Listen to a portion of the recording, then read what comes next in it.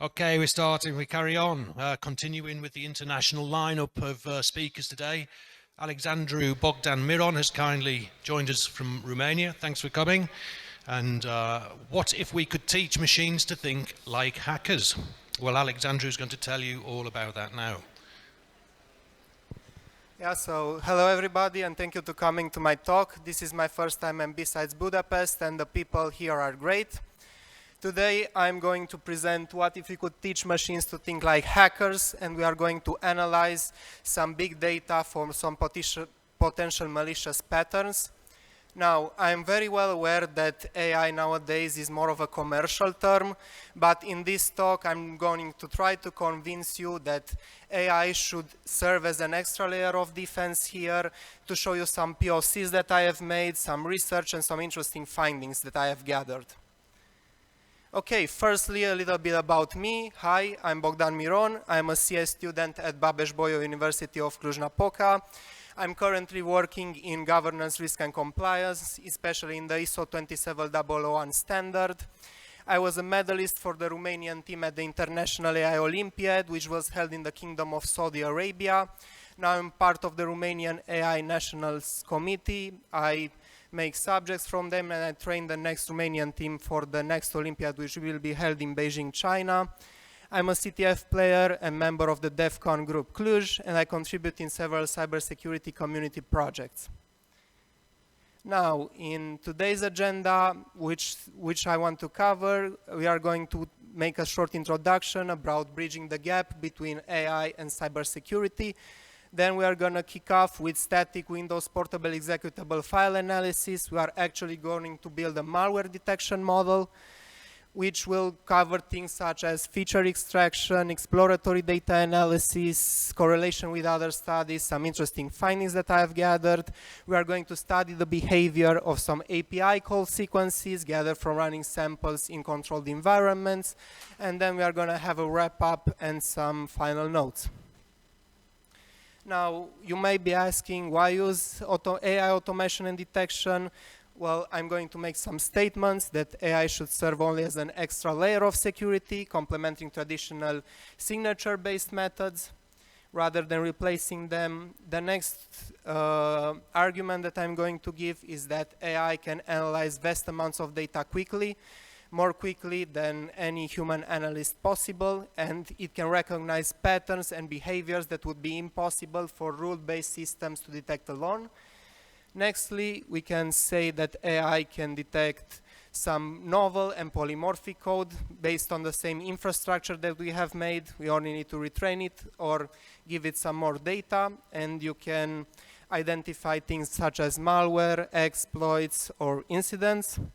You can reduce the false positives, especially the thing called alert fatigue, which is very common in SOC teams and very common in traditional detection systems. And AI basically can continuously learn and adapt on new data. It can find interesting patterns without modifying the underlying logic there. And just as an introduction in that thing, I'll go over it briefly. Those are some steps which we want to take to build such models, such detection systems. We'll start with the data acquisition part. We can look at public data sets, databases. We can do some web scraping, some crowd labeling. Then we have the pre-processing step, which is basically cleaning the data, garbage in, garbage out. We need to scale those features, handle categorical data plus text. We need to split the data into training and test and validation. We need to handle some class imbalance, and we'll see how we'll do that in the next steps.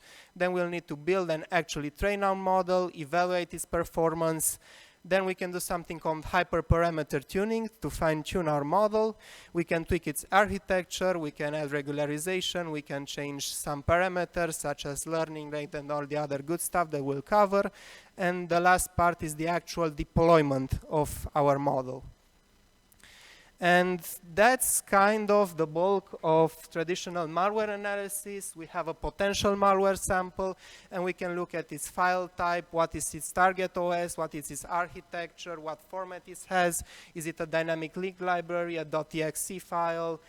what are its portable executable headers, what are its strings, and so on and so forth. Then there is this data interaction part on the top of the screen, in which we can use how the program does data manipulation, data destruction, does our program exfiltrate or collect any data in any other way. We can have that multi-stage process. We can check for command and control, loader dropper, etc. We can look at the persistence part, what registries does it access, what kind of memory it accesses, and so on. And for the network accessible, does it do any scanning? Does it do any discovery? Does it perform lateral movement? Now, if we look at a malware sample, what we can look basically, here are some strings that I ran, and here is the binary file. And we need some way to transform this data into some data that a model will actually understand. This is not useful for a model, and we need to kind of extract those into some relevant features that we can build and train our model on. And if we do that, the first steps that we want to cover are kind of those attributes. We got the byte histogram, which means basically how much of a certain byte is in that file. We'll see if that's useful or not. We can look at the byte entropy to see if the distribution of bytes over an entire file has some meaning in detection of malware. Maybe we can check for some obfuscation or some other techniques to hide those malware with that thing. We can actually extract strings, p, header files, the section info, the imports info, what it is, virtual size, and so on. And starting with that, we can just look at the byte histogram. We can just count the number of bytes and put it and check their frequency. In practice, this did not yield any useful results, but it is still interesting to check. And as a first step, I tried with this approach. But a more interesting approach that actually yielded some results is the following, which is the byte entropy histogram. Now, what is entropy? Entropy basically is a measure of chaos in the code. So we can look at a file and see what parts of that file are chaotic, basically. Meaning that possibly there was some code obfuscation, there was some funny stuff that is happening here, which is very common in malware patterns. And based on this byte histogram, which was calculating, applying a stride on some malware files and checking for some Gaussian distributions and other metrics, I was able to distinguish between two types of malware samples. So in the first image, we have pure crypter win32.exe, and in the second one, we have a Trojan banker win32 Dexter samples. And basically, on the right, we have those histograms. And what we can see, the more yellow, the more entropy it is, the more chaotic it is. And we can distinguish two situations here, right? So in the first one, we have uniformly high entropy in the middle of the code, in just one part of the code, which can indicate different techniques of obfuscation. And on the other hand, at the second malware sample, we can see that we have uniformly high distribution of entropy there, indicating that maybe the attacker or the malware writer was trying to do some random stuff there to actually obfuscate that code and to access some seemingly random stuff from there. And that's kind of the reality here. As a metric here, in a grand scheme, it's great to look at those stuffs. And basically what I saw was the typical .exe pattern, so non-malicious files have small to medium entropy headers, but high entropy from compressed and obfuscated sections. Usually malware samples show sudden entropy spikes, like we have seen in the first example, indicating that some shady stuff is happening there. Due to very high entropy outside the header in general, we may not be able to correctly distinguish malware samples from legitimate samples on this rule alone, but it is a great indicator in a large pool of features that we can do. And basically, in feature engineering, if we see that this does not yield any useful result, we can drop it and perform something called feature dimensionality reduction, which can be quite useful if done correctly. Now, for the second one, there are some general extraction of P header features. I use the live library in Python, and we can extract the number of sections that the program has, what is its entry point, what is the image base, what kind of features it has, what are the imports that are made, what are the exports that are made, and I can just extract from the strings using regex some interesting results like occurrences of HTTP or HTTPS, indicating that possibly that malware sample is connected to some remote server.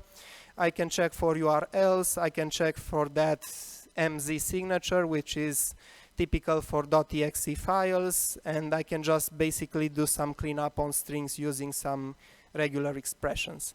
And obviously here there are a lot more features that I have made, but they are not really as relevant. We can look also at the assembly code to potentially identify harmful opcode and operand sequences. And if we gather all of this data around, we have quite a large pool of features for just one malware sample, basically. Now, running this script, which I call feature extractor for some malware sample, that's a hash of a malware sample, I could identify this. This was a very small one, because otherwise I could not fit everything in one slide. And yeah, that was kind of it in analyzing just one file. And now we are in the data acquisition part. How do we gather so many samples so we can actually train a model on a lot of data and actually yield some pretty interesting results? And for the data acquisition, we can identify some relevant data sources. There are a lot of public malware sample, public trusted data sets, honeypot and sandboxed results from other companies. We need to automate that collection where possible, because doing it by hand is not feasible. We need to check about the data volume and scalability. We need to avoid redundant or duplicative data, because then we have the problem of multicollinearity, which is not good when we are training a model like this.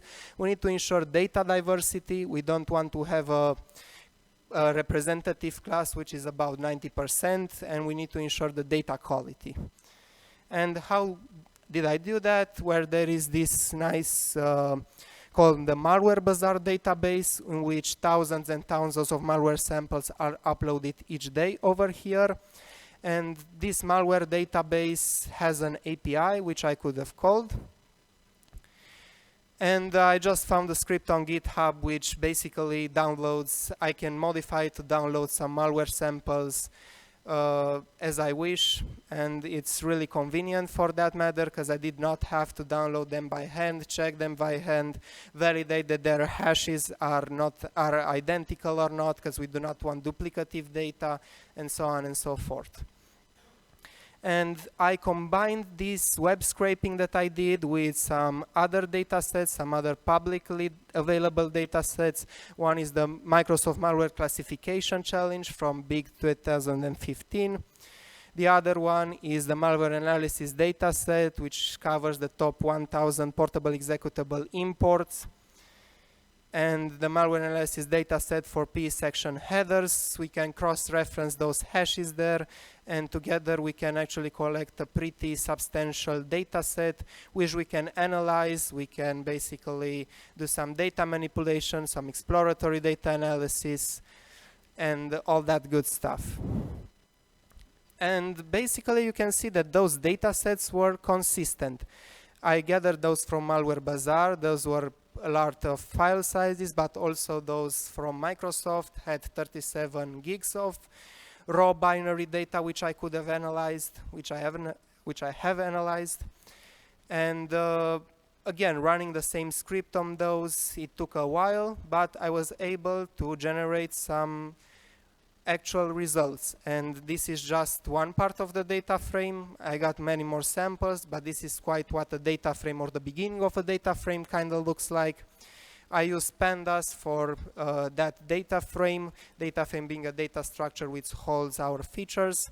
And I can see those extracted features like the hash of the malware sample, the size of data, the virtual address, the virtual size, the classification, whether it is malware or not, because I needed to include some non-malicious samples, so I can actually make the system to detect whether a malware sample is malicious or not.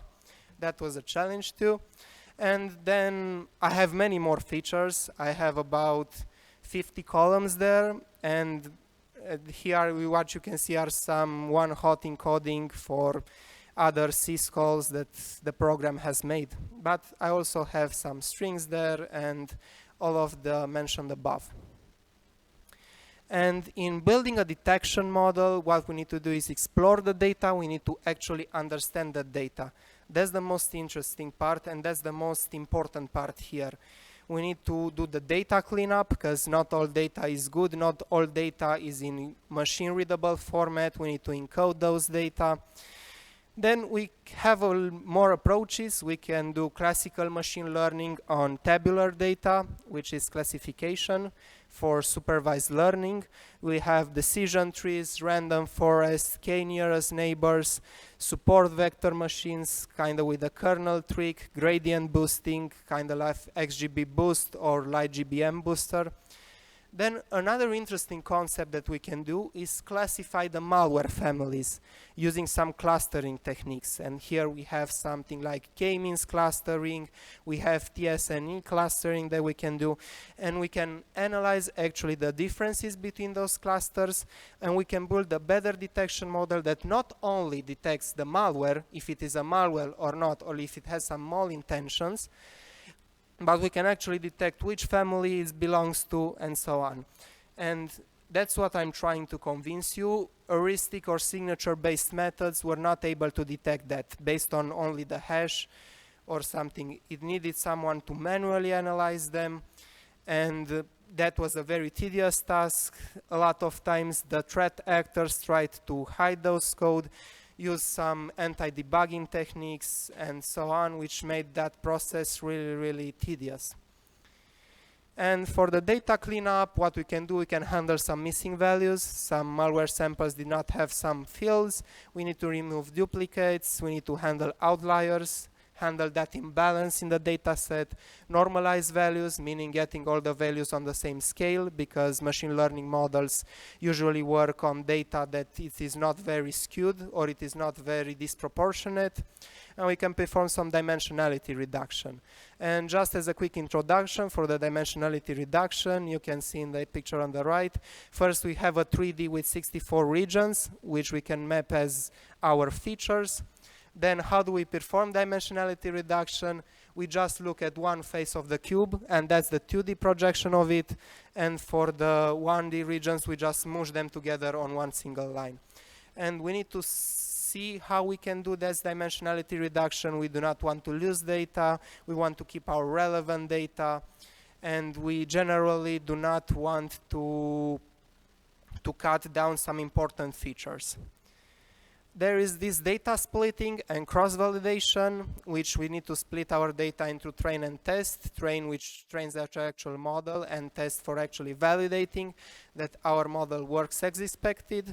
We need to cross-validate the data, and we need to avoid underfitting or overfitting. This is a phenomenon which happens a lot in machine learning. As we can see there are some points, and we need to find a function that best fits all those points, and that will fit best all of the points that we are wanting to put in that graph.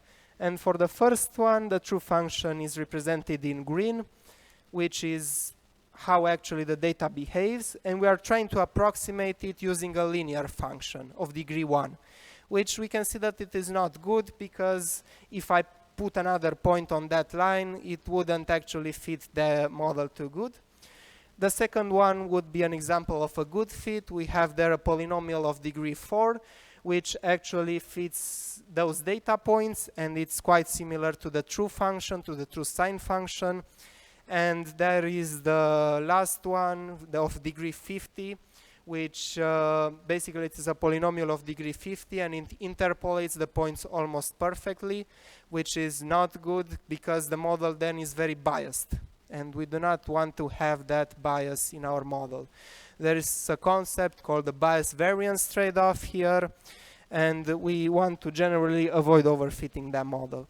And on the top we have those metrics, the mean squared error, test mean squared error, which we can compare and actually see the results of good overfitting versus bad overfitting versus good overfitting. Again, this is more of a cybersecurity talk, but I wanted to show you this example so that everyone is on the same page. And a very cool thing that we can actually do when analyzing malware samples is actually do some feature importance for those imports. When I have a malware sample, I want to see which of the imports influences the most if the sample is malicious or not. And basically, while we can do that, we can train a random forest classifier to do that, which I believe have the metric of Gini impurity on them and some machine learning algorithms in the back, and we can sort them ascending to the importance and to the relevance. And I have found some very interesting results. So these are the most important portable executable imports with regards to determining malware in order of importance from the data that I have gathered. And I can see there some interesting ones like heap set information, unhandled exception filter, interlocked compared exchange, and so on. And I can just try to interpret those results. Usually machine learning and AI in general can be treated as a black box, or usually is treated as a black box. We as humans do not have any control on what weights and biases the model puts there. So we do not actually know how he thinks, we just know the underlying logic. And based on the results from the feature importance, I could have gathered the following. I think that virtual alloc, virtual free, virtual protect are used for dynamic memory allocation. They are often using code injection, packing, or shellcode execution. Set unhandled exception filter, on exit, exit. Those usually relate to manipulation of crash handlers or exit routines, may indicate techniques of anti-debugging, in which the program stops the debugger from actually seeing what the program is doing, and some other routines which prevent the debugging. If some flags are set, the program does not permit itself to be debugged. You can do also control for manipulation or some persistence techniques. Heap set information, usually for heap behavior manipulation, possibly related to heap spraying. Heap spraying being the technique of distributing malicious code evenly along the heap, so that in the event of some hops in memory addresses, we land on the attacker's code. Interlocked exchange and interlocked compare exchange are very interesting because they are used in atomic operations, using thread sync or anti-debugging tricks. And get system TLS file, it's really interesting. I believe that it can be used for timing checks or sandbox detection. Usually some very clever malware, if you are running on very low hardware, it will understand that you are running it in a controlled environment, in a virtual machine or in a sandbox, and we will try to get out of that sandbox. And it can time the time it takes for some operations to complete, and if that time is unusually high, then it means that I have limited resources available, and therefore it means that I'm in a sandboxed environment, and we will trying to get out. And here's another study that I have found with feature importance for different malware types, and it kind of aligns with what I've did. We can see that for different types of viruses, worms, downloaded Trojans, the system call holds a lot of importance there. We have those miscellaneous network, what kind of files it modifies, what kind of registries does it access, and so on. And it's quite interesting to see how different malware families relate to one another here, and what are those feature importances actually.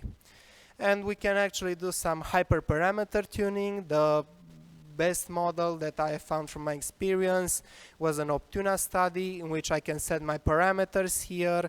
I can suggest whether to be my loss function, log loss, or cross entropy, and some other AI.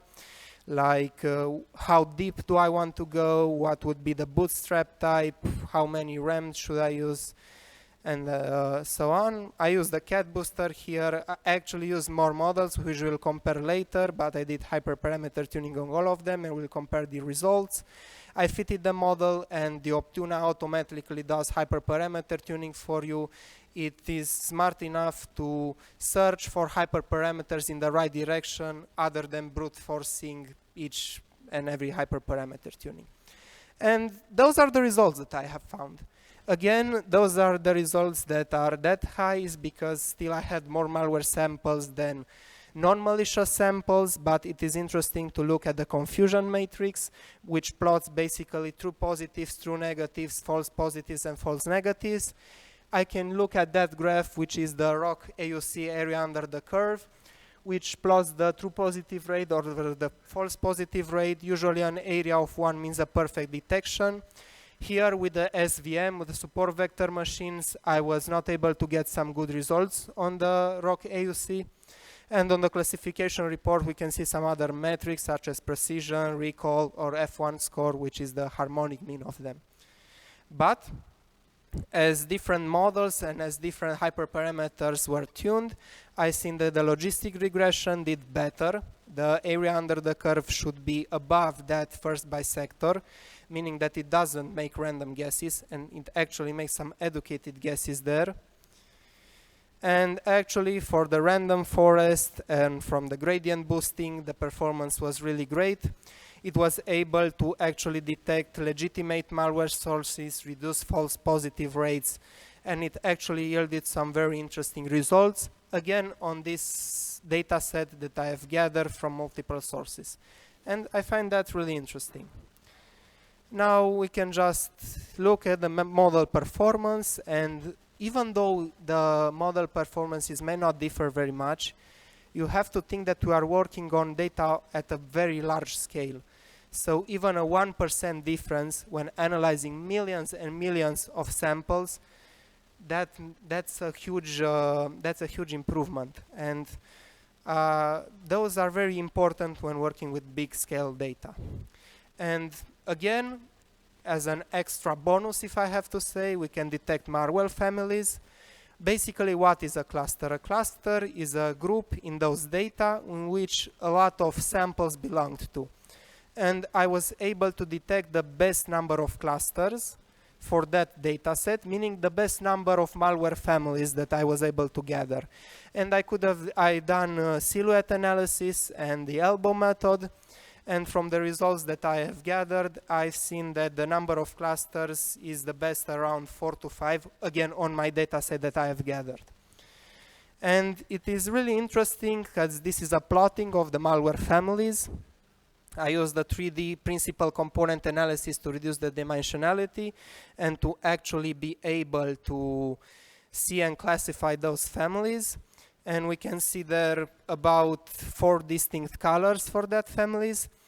And the difference may not be so clear in this image, but the same one, if we just turn around our plane, we can see, and I believe that it is very interesting to see where different malware is mapped on a 3D surface. And based on this, human analysts can identify family of clusters, we can identify different types of common behaviors between malwares. And I also did some clustering with TS&E, which is another clustering methods, the most popular being k-means, the second one being TS&E. And here the clusters, at least in the 2D projection that I've made, were not very clear and were not very well distinguished. But I actually launch you a challenge. Maybe you can improve on this. Maybe you can find some more clearer separation between those classes. But I believe that as a proof of concept on limited computing power and on a limited data set, it is a nice way of visualizing actually the malware families. And that was the first section, which was the classical way of interpreting the data. But I keep thinking, and are there some unconventional ways in which we can perhaps look at that data? And let's look at the API call sequences here. What do they remind us of? And I found this public API call sequences dataset, which are extracted from the Cuckoo sandbox, which contains 43,000 malware API call sequences on 1,000 goodware API and 1,000 goodware API call sequences. And we can plot them using a time. So basically, what API calls the program did at a certain time. And here is how it looks. We have the hash of that virus, and we have the timestamps. Usually, API names are mapped to integers. Usually, more malicious API calls, how we've seen previously, are mapped to higher integers, and lower are mapped to more normal API calls, like exit and so on. And if we plot the API calls on a timeline, we get this stuff. And I kept looking at this a lot. And what do they remind you of? Well, I can tell you what they reminded me of. They reminded me of the atomic bomb. Yeah. So on the left is Hiroshima, on the right is Nagasaki in the Second World War. And we are entering in a category which I like to call lesson from the atomic bombs. And I promise that this presentation is still about cybersecurity, but just hold on for a second, right? There was, after the Second World War and in the Cold War, there was this comprehensive nuclear test ban treaty between countries, which prohibited certain countries from testing nuclear weapons, which were prohibited from the Second World War onward. And when analyzing those data sets, I was actually curious. How do you determine if a country is testing nuclear weapons? Well, they cannot test nuclear weapons in the air, because that would be too obvious. In the sea, in international waters, it is not okay, because you have some proofs there, you have some visual evidence. On land, it is again not okay. And where do you need to test them? You need to test them underground. And now it comes that question, how do you distinguish between an earthquake and an atomic bomb? Well, in the image that I have here, it's a seismograph, which basically plots the seismic waves. And do you see any resemblance? Maybe a little bit. And basically, there is this Fourier analysis. This guy is excited over here. In which you can basically distinguish between an earthquake and an atomic bomb. Usually earthquakes have strong S waves and atomic bombs have dominant P waves, which are compressional, usually very shallow, very sharp. As an earthquake, it has a gradual rise and increase. It has a stable centroid and all that seismic stuff, which I'm not an expert at, but it was interesting to find. And basically what I thought that I could do was the same thing. Maybe I can decompose those signals using Fourier analysis, and maybe instead of distinguishing from earthquakes and atomic bombs, I can distinguish from malware samples and non-malicious samples. And basically what does Fourier analysis do? It takes a signal, like that signal on the right with the yellow, and it basically decompresses it into pure sine waves and cosine waves. And we can just basically analyze these waves. And that's exactly what I did. Basically, I had that signal, which is mapped from API calls. Again, higher API calls indicative of malware behavior have been mapped to higher integers, possibly indicating a very strong boom, like in the earthquake or in the bomb. And I decompose those signals with the FFT, and basically what are the stuff which distinguishes, which uniquely identifies a sine wave? Well, its amplitude, its frequency, and its period. And those were the decomposition results of the first malware samples. You can see that there were some sine waves and cosine waves with different frequencies, with different amplitudes. And I find that really interesting because it works on the concept that no matter how much you obfuscate that code, certain API call sequences will be hit no matter what. no matter how much you obfuscate it, no matter how much you try to hide that malware code. And basically, I did an overlay of all sine waves, but in reality, there are only about 20 sine waves for each one, and I can do some feature dimensionality reduction to yield some actually interesting results. And then after that, I could convert the sine waves back to features, because those graphics are great for humans, but not so good for the machines. And basically, I did the same thing. I extracted the frequency, the amplitude, and phase for each sine wave. And basically, I appended it to a data frame. And how I did that, there is the inverse fast Fourier transform, which basically, fast Fourier takes from sample length to polynomial length, and inverse FFT takes from polynomial length back to concrete samples. That's what's called a discrete Fourier transform or a discrete Fourier analysis. And again, it was actually great. So from 1,000 API call sequences, I was able to reduce it to only 150 features, each with its own sine wave, amplitude, frequency. And don't forget, numerical data is very good for machine learning models. They can analyze this numerical data, and we can do actually inference on them. And we can actually feed those data back to our model, which I find really interesting, because we did basically a dimensionality reduction, which is actually pretty useful.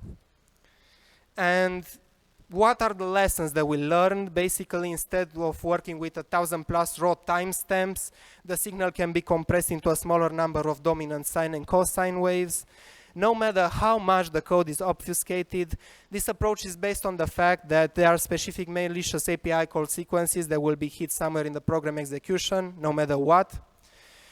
Comparing the spectrum of normal versus abnormal API call sequences can help train classifiers and flag unusual activity in real time.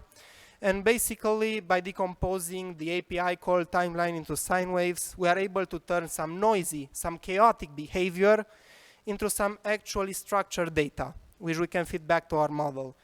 And we can also identify malware families based on those sine waves and so much and so forth. That's what I love about this field, is because you have so much creativity. You can identify and look at a lot of data, and it's really powerful in the right hands. And now we can look at some lessons learned from this talk. Basically, we successfully trained the detection model using static portable executable features. We have demonstrated the viability of ML in threat detection. We have successfully interpreted and analyzed API call sequences, and we proved that possibly in the future, on a large scale, this can serve as an extra layer of defense, which I believe that it is pretty cool. We have learned that data is key, basically. So if we have good data, we have a good data cleanup, we actually understand our data, we can actually train some pretty good models, and quality feature extraction and rigorous exploratory data analysis are critical for model performance. Interpretability matters. We have correlated my study with other studies, and I'm trying to explain it beyond some black box predictions. We can reproduce it and align with prior studies. Again, it should work as a layer defense. AI should be used as an extra layer, for now at least, until there are better methods, and we can be certain that they will be almost better than a human analyzing just one simple sample, but again, you have that benefit of analyzing large amounts of data. And it's about future-proofing, basically. So adversarial malware demands ongoing model retraining, but without modifying the architecture, which is pretty powerful and useful, and hybrid analysis techniques. Comparing both signature-based with machine learning, with some analysts, and you can get some pretty convincing results there. And in this talk, I was only able to cover malware analysis, but there are some other applications of AI in cybersec which kind of work on the same framework. In SOC teams, we can have some detection of incidents or suspicious activity, combating this event called the alert fatigue, in which analysts are given thousands of false positives and at 3 a.m., at 4 a.m. in the morning, and they cannot keep up. We can do some exploit detection, differentiating between legit and malicious requests. You can do this on SQLi injections, on cross-scripting attempts, and on any other service that would require some user to send some request. You can automate that. And kind of as an end for my talk, I want to give you some useful resources which I have made. We have this Ember dataset, some datasets on Kaggle which are very interesting, and some other additional resources for you to actually understand a little bit about machine learning and AI. And as a final note, if I want you to remain with something from this presentation, it would be the following.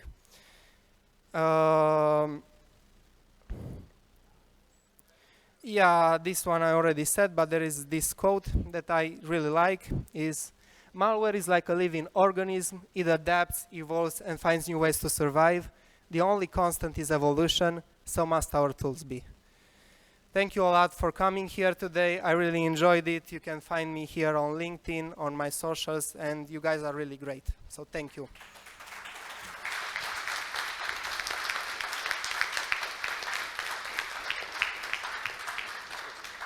Thank you, Alexandru, for the fascinating topic there and your clarity in delivering the speech. So thanks again, and hopefully see you again soon. You're here for the rest of the day? Yeah, sure. That's good. Anyone has any questions, then Alexandru will be there or available on the Discord channel on the website. Thanks again. Thank you a lot, guys.